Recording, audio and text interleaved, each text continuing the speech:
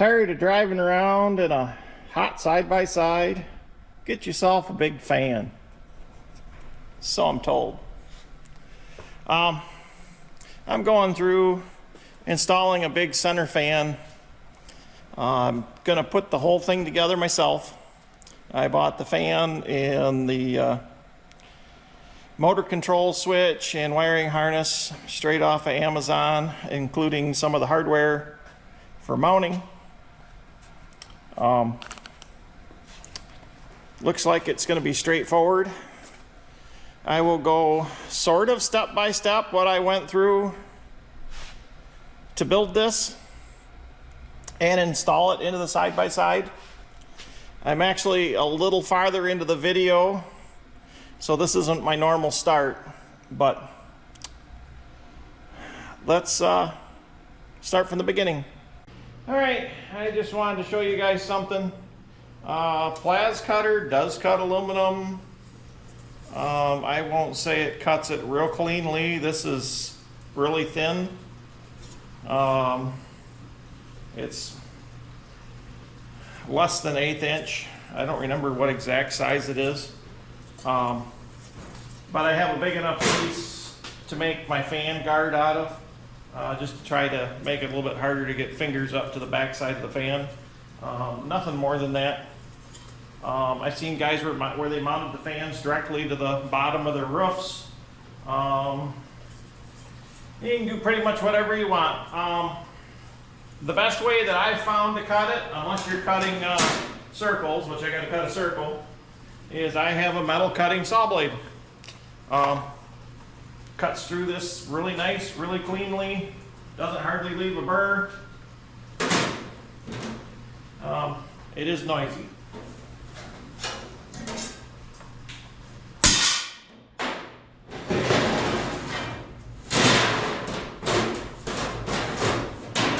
I've already marked this all out.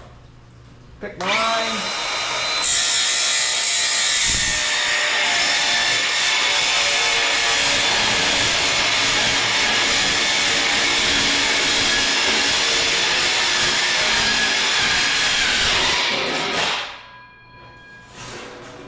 I may go the hard route and jigsaw the hole open. I don't know. I may get out the plas.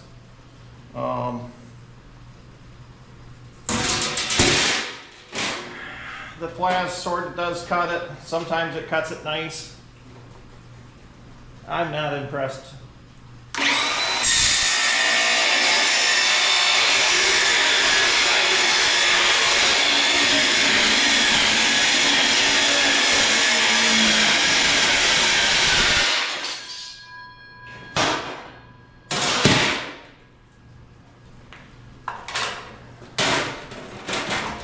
So now all I gotta do is figure out center,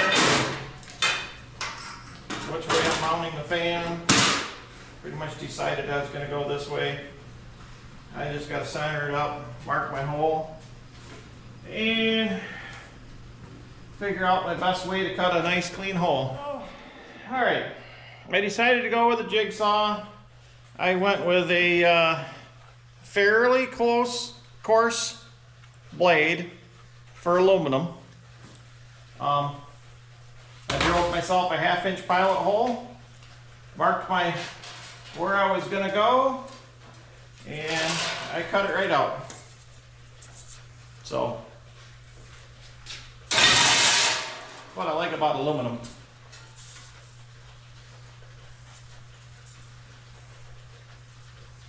So now I can start putting it together. All right, moving right along.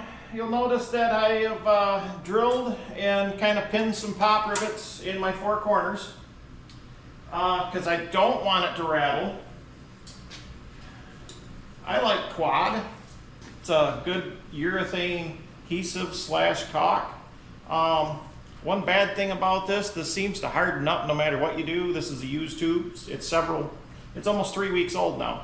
I pull a glove over the end of it and you fill the tip of the glove with some of the caulk, and I've had these last up to almost a month. So unlike silicone that you can shove a nail in the end of it or something, this quad will harden up in just a matter of a couple days of you opening up a tube.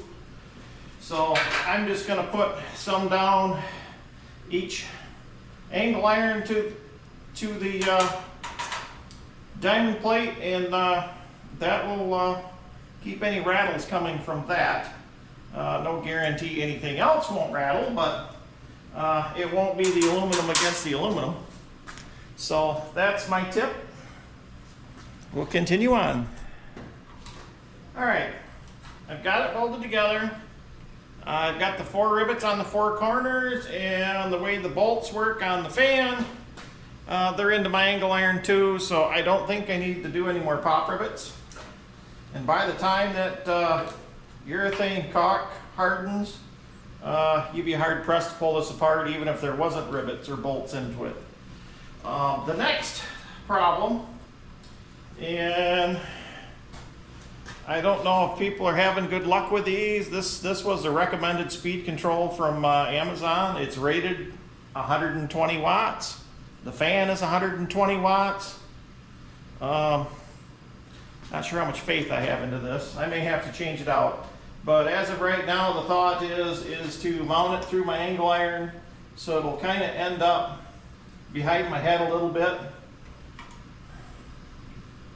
So, and then the airflow will go past its aluminum heat sink, so hopefully it'll keep it from overheating. All right, I bought a cheap wiring harness off Amazon, coming with the fuse and the relay already in it.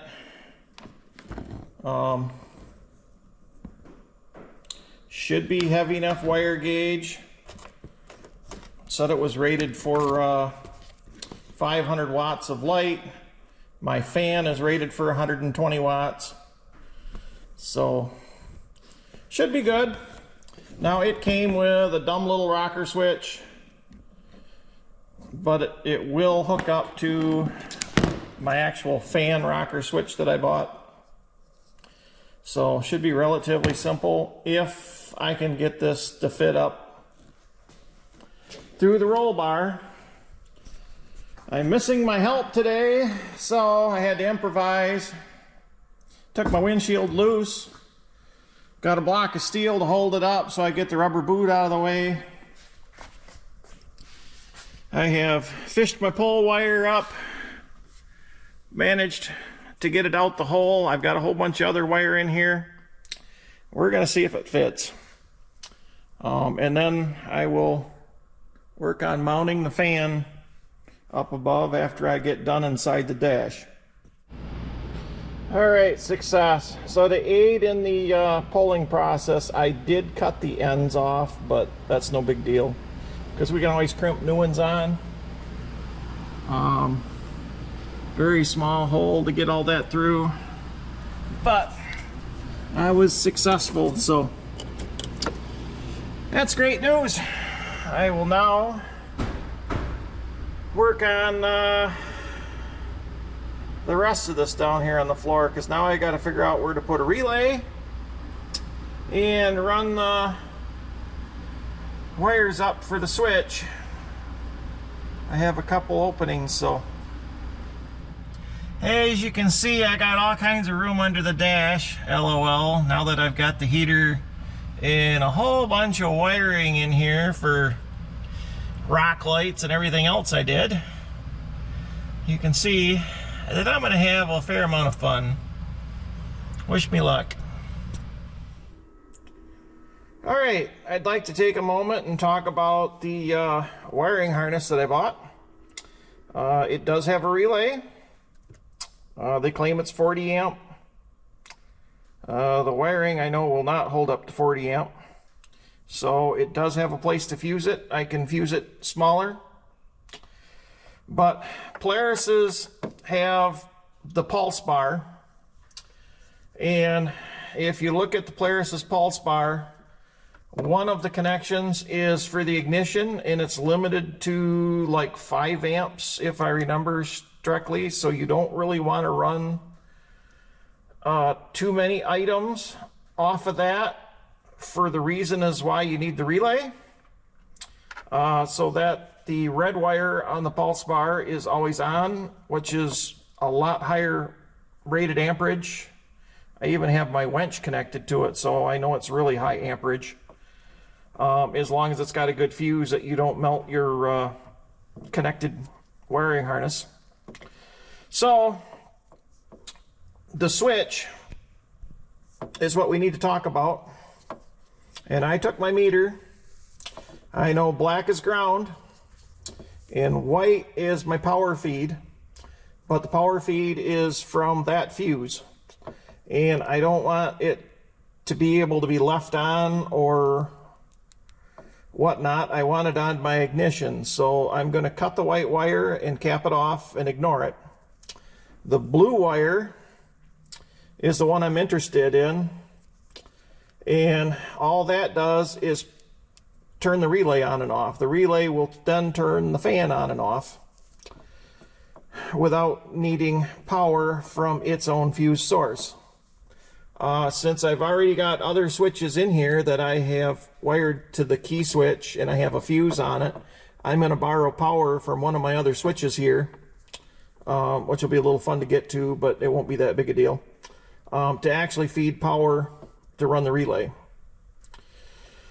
So that way it will be on the key switch, but the fan won't be drawing from that power supply because we don't want to blow that smaller fuse. So hopefully that helps other people out that are working on these. All right, I had a little bit of a setback. I didn't realize that this was tapered when I took my measurements. I took it from the bottom corner and without removing that, it would have been over my wire exit hole, which would have been no good. Because my fan is so big and I have my air pumper for my helmet air, I have to go as far forward to the windshield as I can. So I have room to service the air pumper and its filter. But just taking that little tail off doesn't bug me. If you have to do the same thing, I ended up using a Sawzall.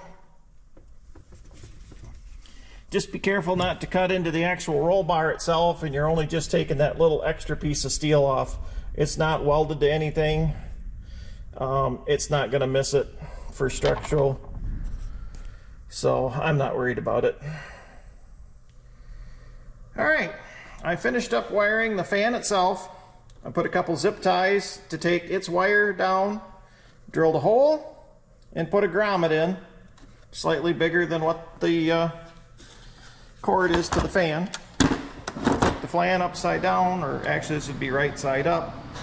I wired in the speed controller. Pay attention to what direction the fan goes. You want it to blow down through the center. So when I tested this one, my black wire is negative and the blue wire coming from the fan actually is positive. So that actually worked out pretty good. Then wire the controller to its schematics. And then I have attached the wiring so it can't get entangled into the fan. And somewhere's over here I'm going to cut and splice my wires and put connectors on to meet the wiring harness inside the side-by-side itself.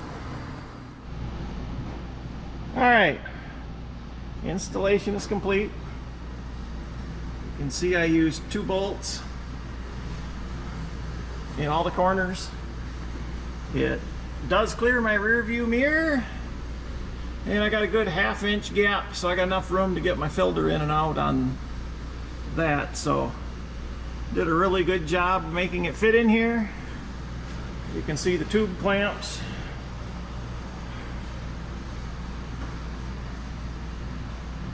I'll come around to the other side.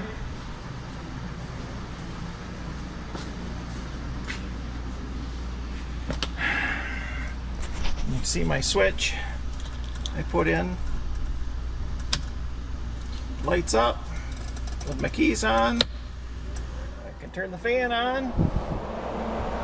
That thing blows a lot of air, and I got it about half speed. My speed control is right back here. It can get pretty loud, or I can turn it down. I suspect with the noise of the machine running, I can probably run it up pretty fast. So it'll be about 2 weeks before I get it out on the trails and know how it does with the heat. I will follow up with a short video on how that goes, plus a couple other things. It's going in Monday to have the shocks replaced on the rear under warranty because of bad chrome job by Walker Evans. So hopefully